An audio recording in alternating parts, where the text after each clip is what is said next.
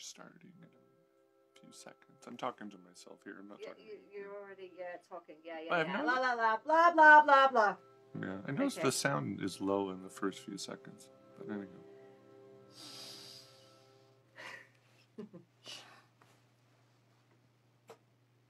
You've been listening to the Song of Destiny, Opus 54 by Brahms, performed by the Unsane Chorus with the Berlin Philharmonic, conducted by Claudio Abbado.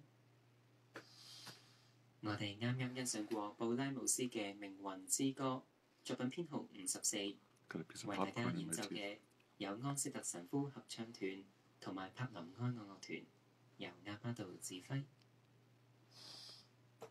And the time right now is 34 minutes past 8, and joining me in the studio is film critic Howard Elias. Good morning. Good morning. I just pulled out a piece of popcorn from my teeth. Do we really need to know? Well, now everybody knows. Okay, yes, because you've been basically living in the cinema these days. And actually I fell asleep at one point yesterday. And the fellow next to me fell asleep during one film yesterday as well. So yeah, 9 films in 3 days, and it's only the beginning of the International Film Festival. And Film Art is on now too, so I've been seeing some of those films as well. But we're not going to talk about the Film Art films because a lot of them, they're not a lot of them are not coming, and they may not come, so we won't talk about those. But let's talk about, even though the film festival is on, and I'll talk about that last, there are a lot of films opening in Hong Kong this week. I don't know why, but there are a lot. And the first one I'll talk about is called Wonderstruck, which is the latest film by Todd Haynes. If you don't know who he is, he made the film that came out last year or 2 years ago called Carol, starring Cate Blanchett. It was a period piece. It was a film it was a book that was written in the 50s about lesbian love, and it was turned into this film last year. And it's a visually beautiful film, but I felt the story was dated. So I didn't really like the film as much as other people did. And interestingly, with Todd Haynes, and the same goes with this film, he's very much into style than into substance. That his set design and his production design is absolutely impeccable. It's beautiful. It's set in 2 periods. This film is set in 2 periods, 1977 and 1927 in New York City. And he recreates them both absolutely amazingly. I mean, you look at 1977 New York, and it hasn't looked this authentic since 1977. And I was in New York in 1977, so I remember what it looked like. He's got Times Square down to the garbage and the pimps and the whole thing. It was horrible back then. Yeah, it's certainly not the way it is now. Dangerous and horrible. Yeah, exactly. So in that respect, he does that very well in this film. Now, this story is about, it's actually 2 stories in one. So one is set in 77, one set in 1927, about 2 preteens who are separated by time, and eventually these 2 stories come together, and you're waiting a lifetime or 50 years for them to come together. It seems like 50 years as you're watching this film. So now the story number 1 is that Ben is a young fellow living in rural Minnesota in 1977. He's recently orphaned after his librarian mother, played by Michelle Williams, dies, and he loses his hearing after being struck by lightning. Now, he's undaunted by the trauma, but he decides to pack a bag and set off for the Big Apple to look for the man whom he believes is his father. And his only clue is a worn bookmark that he finds in an old book of his mother's from the American Museum of Natural History. And on the bookmark, there's a message to his mother that says, "Love, Danny." And he feels that Danny is his father, so he's going to go to the bookstore and find somebody there who will, of course, know Danny 12 years later. I don't know, I watch this and go, yeah, like that's really going to happen, but that's what he thinks. Then the story shifts to 50 years earlier, and Rose, played by Millicent Simmons, who, this is her first movie, she's also deaf, and she's also as determined as Ben, and she lives with her wealthy but stern father in Hoboken, New Jersey. You know where that is. Hoboken. I've never been to Hoboken. I haven't been, no. But you know where it is. It's on the other side of the Hudson River. And one day she decides to catch the latest silent film starring her favorite actress, Lillian Mayhew, played by Julianne Moore, who has worked with this director before. and she's immensely moved by Mayhew's performance, and she decides to pack a bag and head off across the Hudson River to find the woman, and because the woman is starring in a play there. Now, the movie jumps back and forth between these two stories until these paths meet up, or until the paths of the two kids meet up, and how they meet up is what's Wonderstruck about it, or I guess it's wonderful. It doesn't work. In my opinion, it doesn't work. These two films, although the craft involved is absolutely beautiful, they don't mesh. One's in black and white, one's in color. The tone is completely different. Just didn't work for me, and it just takes forever until these kids meet up. And you know they're going to meet up, and it just didn't work. So because I have a lot to talk about today, I'm just going to say, don't waste your time seeing this film. Unless you need some sleep, then definitely go see it. So it opens today. It's called Wonderstruck. Not a great film, unfortunately.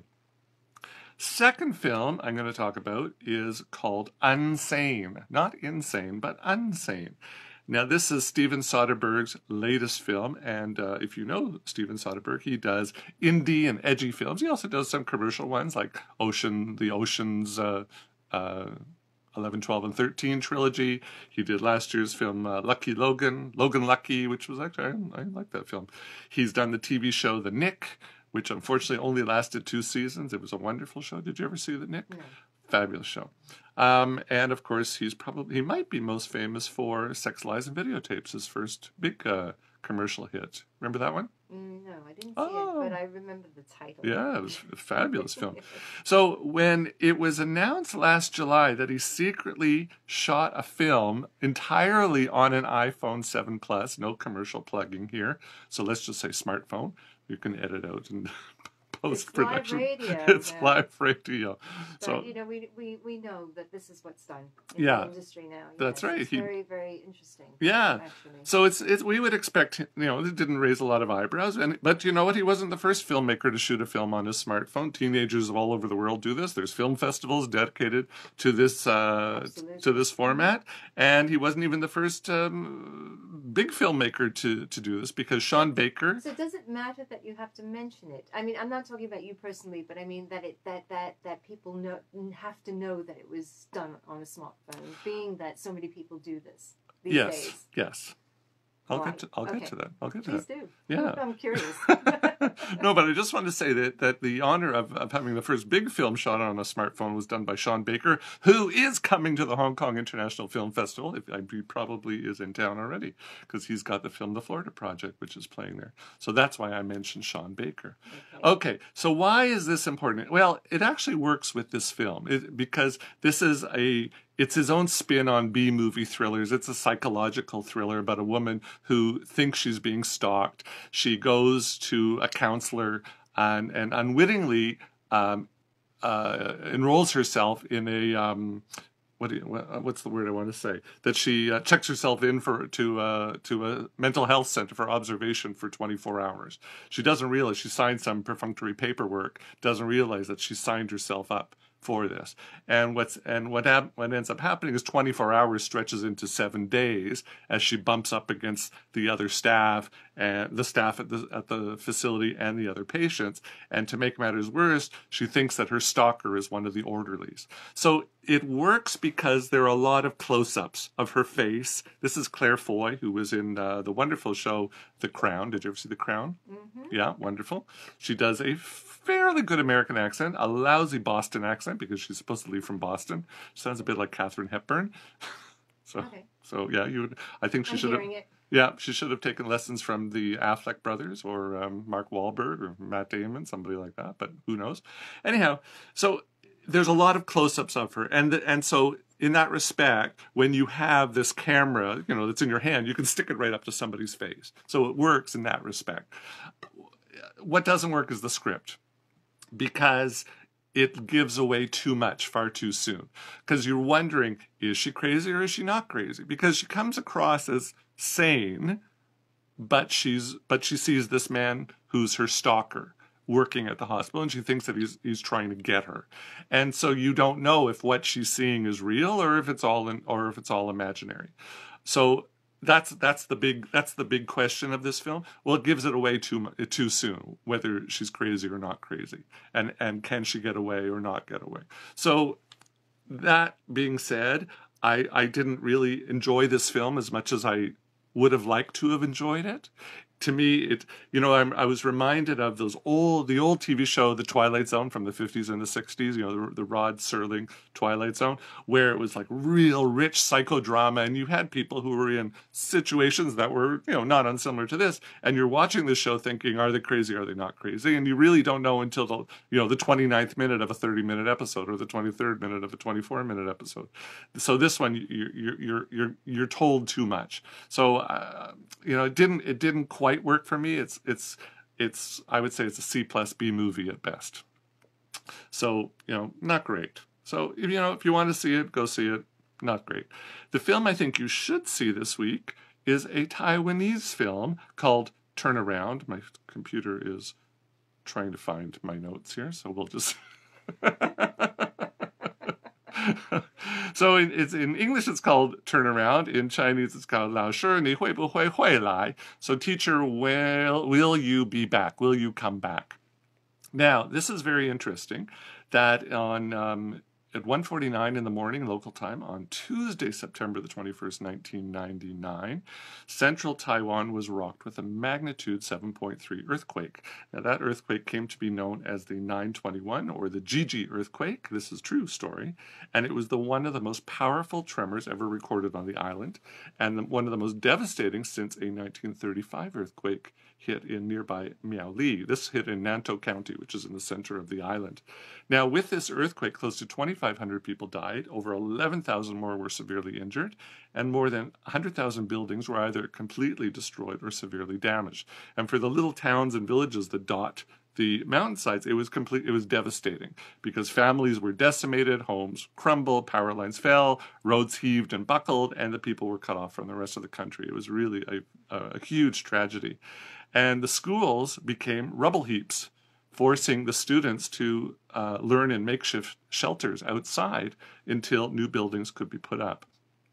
Now, the story of this film is about about a class of first-year high school students, about 14-year-old kids, in Zhongliao Township, which is located, it's a real place, located about 10 kilometers north of the epicenter, and their teacher who helped them get back on their feet. So this is a triumph over tragedy film based on a true story. And I didn't know it was a true story until about, I'm watching it, and about halfway through I'm thinking, this has got to be true. And then at the end you find out it is true. But then my friend James, who's the reviewer at 83, he said, "Oh yeah, didn't you see the very first scene?" And I said, "I did, but it went right over my head. I didn't realize that it was true." You were looking down into your popcorn. Yeah, maybe, I don't know. No, I completely missed it. So anyhow, the story is, the teacher's name is Wang Zhengjong, and he's played by Mandopop singer, actor, and TV host Jay Shi. Shi Yuanjie is his name in Mandarin. He's a student teacher who gets assigned to this rural school, and he's wide-eyed and he's full of youthful exuberance, and he wants to put in practice everything he's learned in the university, but he quickly discovers that the school is woefully underfunded, the students are out of control, and the teachers are on autopilot. But along with one of his colleagues, Miss Xiaolun, played by Kimi Xia, Xia Yu Chao was her name, he tries to instill a bit of discipline in his students by getting them to participate in the county's Chinese orchestra competition for schools. And as the students start to respond to his passionate approach, he's called away to do military service. So once he's away from the school and all its problems, he's looking forward to his next teaching assignment, hopefully in a better school, but then the earthquake happens, and he decides to go back to the school and go back to the class, and he resolves to continue working with the kids to help rebuild their shattered lives and confidence. Now, as I said, this is a true story. There really is a Wang Zhengjong, and you get to see him at the end of the movie, the real teacher at the end of the movie. I would have to say, even, it's very similar in tone to Sir with Love. right? Because you have a dedicated teacher with rowdy students, and a teacher who turns these kids around. But this is such an amazing story. Forget that it's true. I mean, it's a heartwarming story. Yeah, very touching. Very touching. Sure throws himself into this role, and it's not long before you forget that he got his professional start in a boy band. But it's the kids who really shine. They're all wonderful, and especially there's this little one by the name of Yuan Renfu. And I think it's his first film role. I tried looking him up even on the Chinese websites yesterday. I couldn't find anything about him, so I think it's his first role. He plays this little kid called Afei, and he's one of the first kids to change his behavior, and he has to stand up to the bigger kids, the bigger and stronger kids, who are really determined not to change. And it's a lovely film. So I would say this one's going to put a lump in your throat at least once. I certainly had a lump in my throat. I really enjoyed it. It's sweet. It's inspirational. It's well made. And I would say this is the film you should go see this week. It's called Turnaround. It's from Taiwan. Great. So that's the 3 films. Now, let's talk a little bit about a film festival, a bit of an overview. This is the 42nd festival. It started March 19th, and it goes till April the 5th. There's over 230 films from 60 countries. 63 of these films are either world, international, or Asian premieres. There's a masterclass, I think it was last night actually, with Werner Herzog, the famed German director. And you have the opportunity to watch more than 20 of his classics. I watched one of his latest film called Into the Inferno. I watched it the other night. And it's a documentary that's less about volcanoes, but more about the people who live near volcanoes and how their culture has intertwined with them. And he's a fascinating filmmaker, Herzog, if you've never seen any of his films. The late, great film critic, Roger Ebert, once said that Herzog wants to lift us up into the realms of wonder. God, I wish I could write like Roger Ebert. And I would say this is true. He has this sort of wide-eyed, childlike innocence to his filming, and he really takes you on this journey. And this journey, in fact, on this film, it goes from Vanuatu to Indonesia, Ethiopia, Iceland, and even North Korea, as he explores the local mythology surrounding each volcano. Now, if you're the type of person who loves staring at a lava lamp, you're going to love this film, because he's got these mesmerizing shots of molten lava churning away. Absolutely fascinating to watch. Now, the festival only had one screening of the film, unfortunately, but it is available on Netflix, so you can watch it there. Just make sure you watch it on the biggest screen you can find so you can appreciate these lava scenes, because I don't think it'll work on your smartphone. So that's called Into the Inferno, and there's 19 other Herzog films showing at the festival. I will be at some of them, so if you see me, come and say hello, as somebody did yesterday. The second film I'll talk about is a film from the Democratic Republic of Congo called Makala. I don't think I've ever seen a film from that country, so that was nice for me to do. This film, Makala, it won a big award. What did it win? It won the Critics' Week's prize at the Cannes Film Festival. I think this is the one it won. It's the story of Kabwita Kasongo, who's a young married father of 3.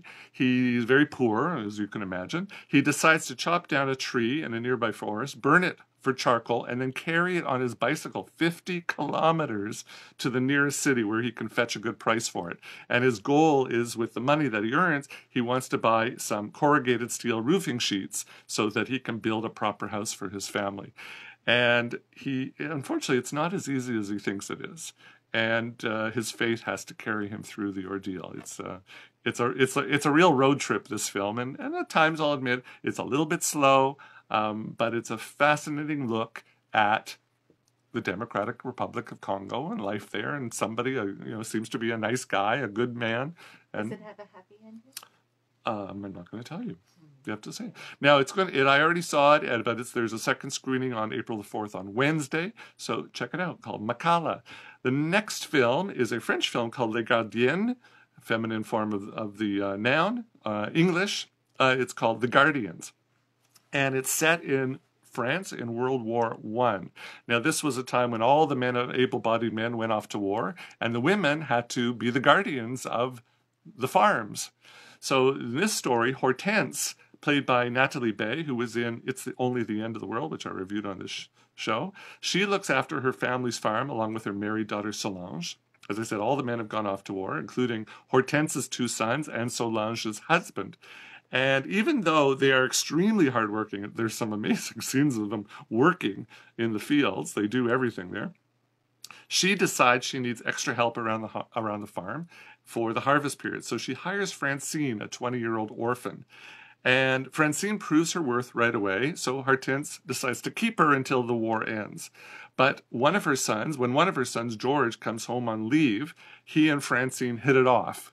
But their secret tryst is soon discovered by Solange's teenage stepdaughter, who has a crush on this man.